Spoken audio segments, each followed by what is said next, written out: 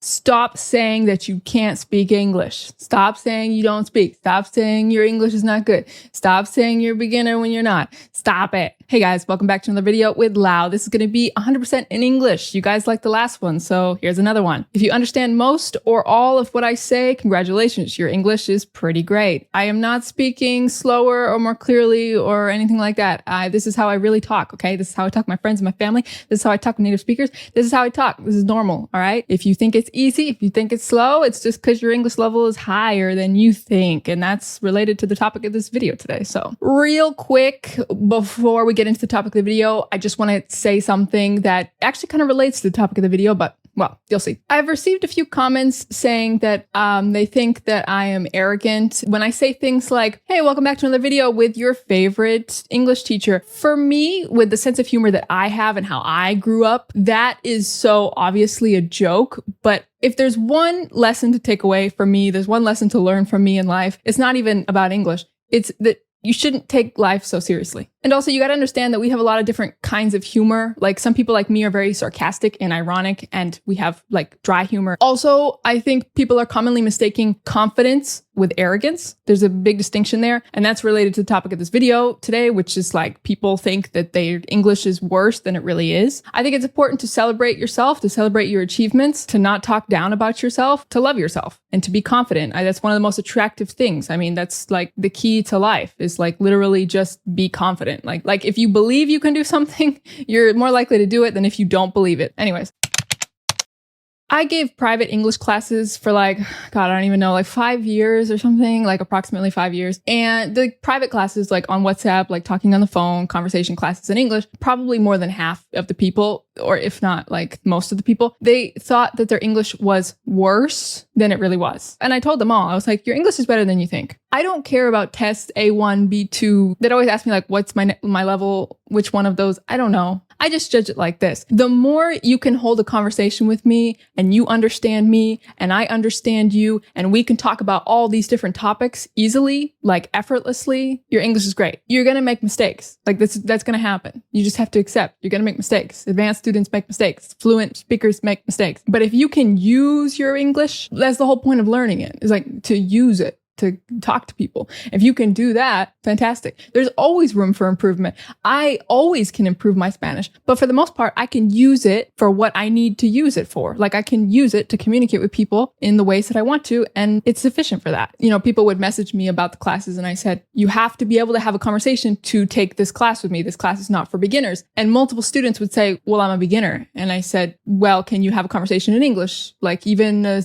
simple conversation. And they're like, yeah. And then we'd have the class and some of them had super great conversations with me and all in English. And I'm like, you're not a beginner. Why do you think you're a beginner? A beginner is like somebody who's like learning like cat and dog, and I see a dog and I saw a cat yesterday, like learning the basic stuff like that. Like you can't have a conversation yet. If you can have a conversation, you're not a beginner. I don't care what the tests say. So in general, your English is probably better than you realize. A lot of times our judgments of ourselves, or maybe all the time, our judgments of ourselves come from comparing to other people. And in the case of a student learning English, there's a lot of people in the world who are learning English. There's a lot of people to compare yourself to. So I can see how it could be hard to think that your English is good when there's so many people who might speak better than you. But just because someone can speak better than you doesn't mean your English isn't good. You see? And I received a lot of comments in the last video saying like, yeah, I understand almost everything you're saying, but the problem is I don't speak. I'm going to say this once and only once. You don't speak because you're not speaking. Duh. Whatever it is that you want to be better at, you literally have to do it. Like you're obsessed with it. You have to do it a lot. If you haven't seen my video about how I learned Spanish, well, that video is in Spanish, but basically I said that you can do 90% of your speaking practice just by yourself in your room using the internet and being creative. The other 10%, you can take classes on a website like italki.com with native speakers. You can have conversation classes with native speakers. By the way, I'm going to put a link in the comments. Click on that. It will take you to the italki website. You can make an account on italki, and after you buy your first class, you will get $10 toward your next class. So if you buy one class, you could get the second class basically free. So it's a really great deal. I really recommend it. Go click on the link below and take your first class on italki. If you have a conversation with a native speaker, you might realize that your English is actually better than you thought. A lot of you, most of you, are probably not getting enough contact with native speakers, especially native speakers who correct you and help you and answer your questions all the time. The people who work on these websites, they do this all the time. So they're expecting you to make mistakes. They are very patient. It's basically your own private like tutor that you can talk to that can give you all the tips and everything. So highly recommend that. Multiple people who grew up in Hispanic countries told me that when they were a kid, other kids would like make fun of you or like tease you for speaking English or for speaking English like correctly. That is mind-blowing to me. That is crazy. In my experience growing up in the United States, in school, in like Spanish class, if you knew more Spanish than the other kids, or if you could pronounce Spanish like more correctly, the other kids probably just thought it was cool. Maybe they were jealous. Maybe they were just surprised. I was always like this kid in the class that knew the most Spanish just because I was genuinely interested in it and I was good at doing the pronunciation. So I remember in high school, I had this one teacher who would ask us questions in Spanish. And you know, the other students are like, ¿puedes repetir, por favor? But the teacher would ask me a question and I would be like, ¿puedes decirme otra vez? And all the other kids would be silent. So I don't know how many of you experienced this kind of situation that a friend of mine from Argentina described to me about how kids would make fun of other kids. I don't know how many of you experienced that. You can tell me in the comments if that was your experience or not. But if that's the case, then from the time when you were a kid, you had this kind of mental block to not speak English correctly or to not improve your English. And I think as an adult, you have this mental block that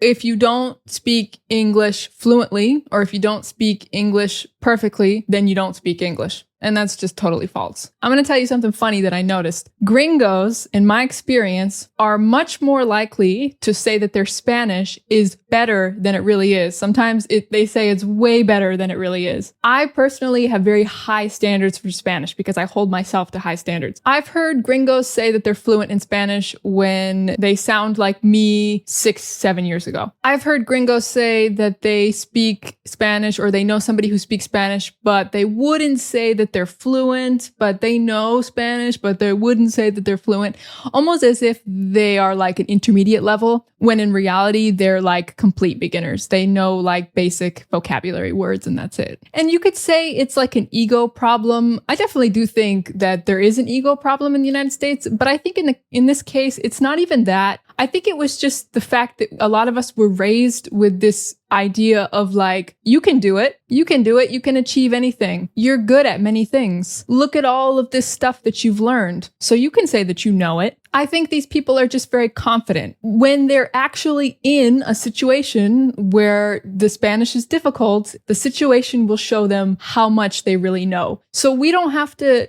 be concerned with them thinking that they're better than they really are, because the situation, real life experience will show, it will teach them, it will show them where their level is and what they need to work on. We don't need to worry about that. And like I said before, most English students think that their English is worse than it really is, and they lack confidence in their English. And so you see this interesting thing where, you know, the gringo is going to Mexico and is so confident in his Spanish, but the Mexican is going to the United States and is not confident in his English. And this brings me to my next point.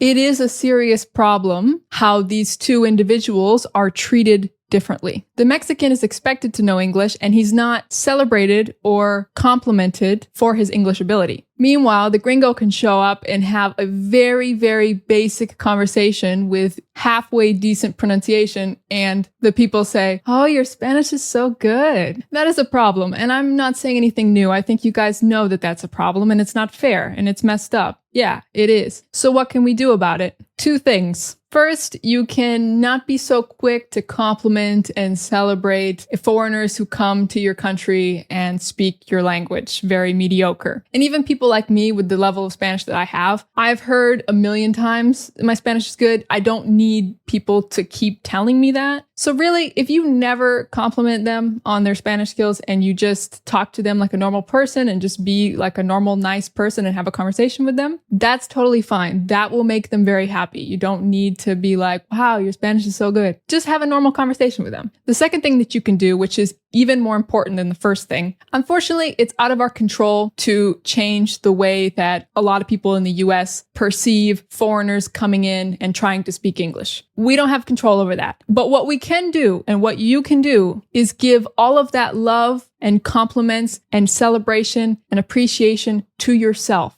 and to others around you. Think about the gringos that get compliments for their Spanish. Think about how well they actually speak Spanish. Some of them speak pretty good, but some of them don't. Now think about your English. Is your English as good as some of their Spanish? Is it better? You should be celebrating yourself in the same way, if not more. I'm talking about a specific topic now, but this really is a general life lesson as well, to not look for validation in others, but to give it to yourself. I think if we just focus on trying to do the best we can and trying to learn and study and work on things, and we don't focus so much on what's my level, is it good, is it bad? Most of you watching, if not all of you, are probably people who, like me, learned another language or started studying a language seriously to be fluent in their adult life. We can reach a very high level in the language. We can even call ourselves bilingual and fluent, but we will never be like native speakers. And remember that kids who grew up with at least a significant portion of their childhood in the school system of a particular country, they are native speakers in that language, even if it's not their first language. All of the Hispanic kids that are growing up in the US in households where their family talks to them in Spanish, and that was their first language that they had contact with, but in school and outside of the house, it's all in English. These kids that are growing up bilingual are native speakers in English. It might be a struggle in the beginning. It might be hard. They might suffer to adapt to this new language at school. But after a few years, they're going to be talking just like all the other kids in the class. And when they're adults, they're going to speak English just like I speak English. Obviously, there's subtle differences between the ways that native speakers speak, but they're going to be a native speaker. Another example of this is the famous YouTuber, Super Holly. I watched one of her videos where she talks about all of her years of school and where she was. I think I counted like 8 years of school she spent in Mexico, in the Mexican school system. And then other years she spent in the US. And obviously her parents at home speak English. That's why she's both Mexican and gringa. That's why she speaks Spanish like a Mexican, because she is a Mexican. Even though there's currently 12 million bilingual kids growing up in the United States, nobody's shocked when they speak English exactly like native speakers when they're adults. But still, there's a lot of people shocked about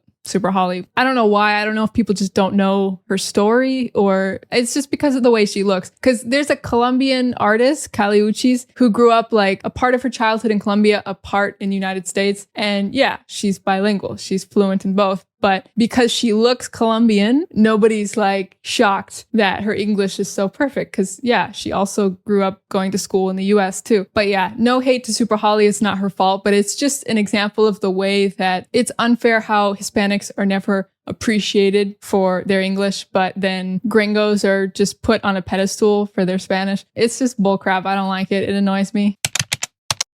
Anyways, to conclude this video, the bottom line really is just that I want you to be more confident in your English. I want you to celebrate all that you've achieved, all that you've learned in English. And I want to remind you that you probably know more than you think. Your English is probably better than you realize. And after reading the comments on my other video where I was talking in English, I realized that a lot of you have very high level in English listening comprehension. And that's amazing. What you need to do is speak. You need to speak a lot, and you can't wait for a real life face-to-face experience to talk and practice your English. You need to talk out loud when you're alone. You need to talk out loud to your computer. You need to take classes online with native speakers. italki discount link in the comments. The only way to get better at something is to simply do it. You have to do it. There's no other way. Absolutely no other way. And also some of you said in the comments that it was a lot easier to understand my video than movies, for example. Yeah, YouTube videos are always going to be easier to understand than movies.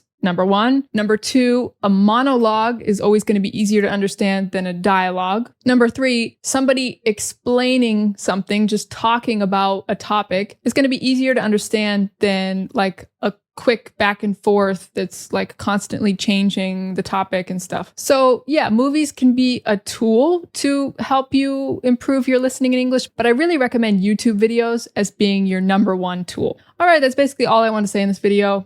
It was a lot. I really hope that you felt inspired and maybe it helped change your perspective on something. And as always, let me know in the comments what you thought of the video and what you would like me to talk about in a future video. And remember, I am your favorite English teacher. Breathe, let it out. Inhale, exhale. It's going to be okay. I am your favorite English teacher. I hold myself to high standards as your favorite English teacher. I will try to do my very best. Okay, I'm just procrastinating at this point. Bye. I just don't want to end the video. If you've watched until this point, thank you very much. All right, love you. I mean, yeah, I guess I love you. All right, gotta go. Bye. Bye-bye.